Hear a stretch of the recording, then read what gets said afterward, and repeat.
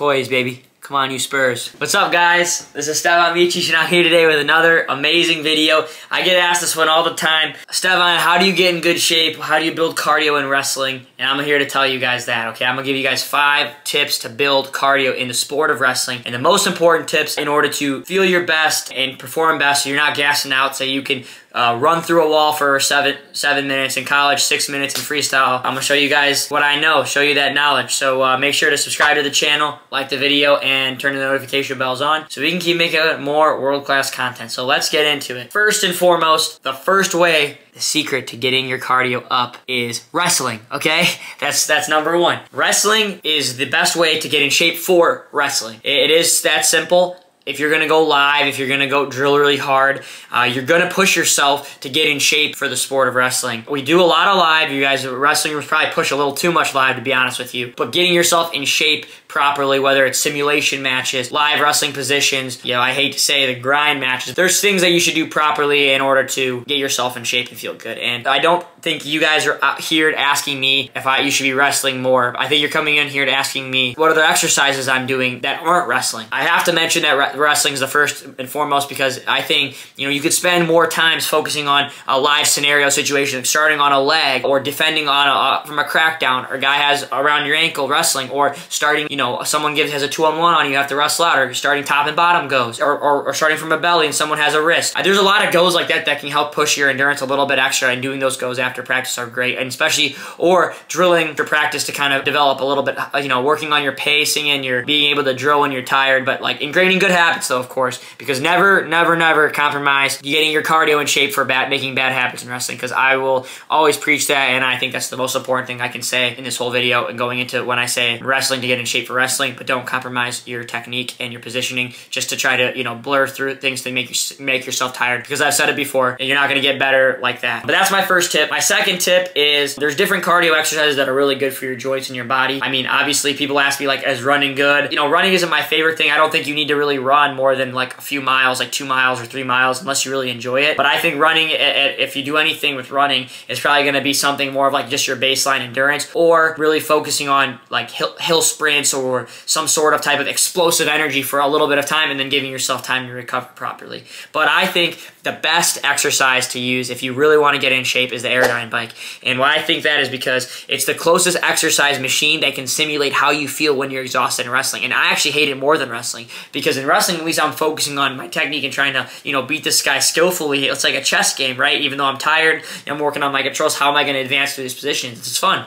But in a bike, when you're on an Aerodyne and you're pedaling on your legs and your arms, oh my gosh, I just want to jump off a bridge, man. This is exhausting. I literally get ruined afterwards. I'm low blood sugar anyway, so I'm crashed after that. Like, it literally gets me to my peak every single time, or my crashing point. The Aerodyne bike is phenomenal because it gets that lactic acid, it gets that forearms feel, it gets your lungs breathing the same way, and doing different things like, you know, a minute sprint with 30 seconds or a minute off, and then, you know, going back and forth there, 30-second sprints. I personally like the 20 to 30-second sprints fully out, instead of, you know, a minute you can only really do 80% of your max. I think, you know, for 20 to 30 seconds is where you can only really go maximum effort, like your total max. So doing that and then giving yourself like 30 seconds to recover, or 45 seconds, and then doing it full out again. It all really depends on what you're trying to accomplish. If you really need to work on your match endurance, I think that's better to focus on like something like jump roping or row machine, or there's different types of exercises like that are a little bit better for, you know, the 10 to 15 minute bursts where you're not going at extremely hard pace, but you're doing something to keep up. That's where I think running comes into handy. Maybe doing a 15-second running for, you know, for 15 minutes or 20 minutes, because you're actually focusing a little bit more on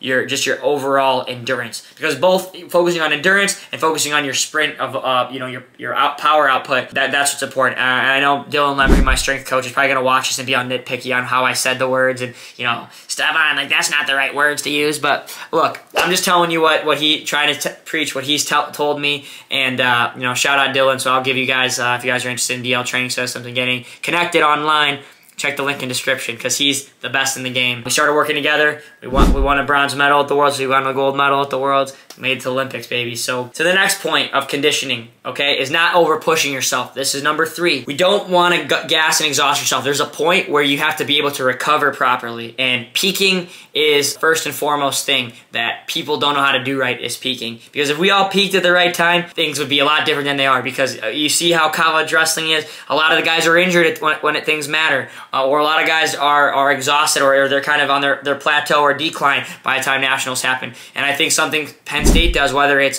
physically or mentally, I think that's combined into peaking at the right time at the end for the tournament. And that's for you guys, for high school kids. You guys want to peak for the state tournament, or for your college guys, you want to peak for the nationals. For me, I want to peak for the world championships. So everyone's got to peak at the right time and feel their best. And you know, that means you're not going balls to the walls a week or less before your workout where you're getting exhausted. You need time to hit your peak a couple weeks beforehand, and then after that, you're in shape. You know what you can do at your base, and then just kind of taper, and just hit your drills, be quick, your timing's down, your mental's there, everything's clicking quick. You get your workouts in to lose weight, and you know, just kind of keep up the conditioning just enough to feel good. Get that good blowout in your lungs and push yourself just a little bit, but not overdoing it. That's not when you're doing it. The mid-season, right around Christmas time, right around now, New Year's, when you're on a break, that's when you really want to push yourself leading into it. You don't want to do this end of January and February when the state tournament's rolling around. Number 4, I think I really covered the main gist of it in the first points of conditioning. Number 4 and 5 can be pretty simple. Number 4, I want you guys to, you know, have fun and enjoy doing this, like conditioning the proper way. You know, like I always dreaded going on the airdyne, like I hate it, but knowing the reward that's going to come from it, I think is like going to be probably the other thing I would probably to mention, is because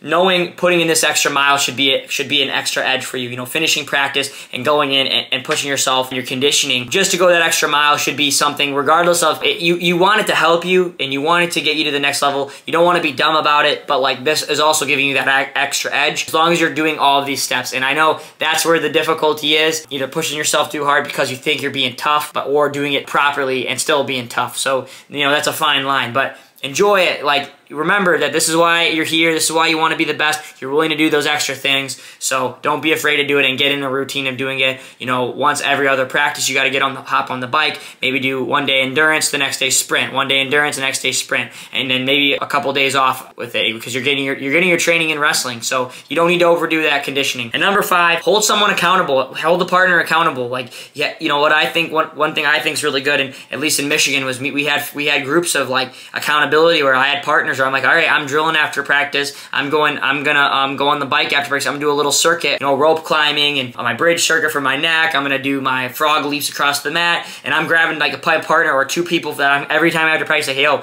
we're doing our bridge circuit right now. We're doing our rope circuit now. I'm going on the bike right now. We're doing 3 sprints, you know, 3 1-minute sprints. That's all we're doing today, and that's it, you know. But I'm holding you accountable, and you guys should be holding partners and your teammates accountable for this, because that's how you're gonna help push each other and raise yourself up the level. So I think that's a really fun and easy way to get your guys motivated and also in better shape overall. And also it's going to help you bond as friends. It's going to help you bond as teammates. And it's also going to get you guys all in shape and help you kick ass out there. So those are my 5 points. I hope you guys enjoy them, and I hope that you guys are in great shape going through this high school season, because right now is the time to push right around Christmas and get yourself into amazing shape. That's it for today, guys. World champs and everything we do, baby. Let's go.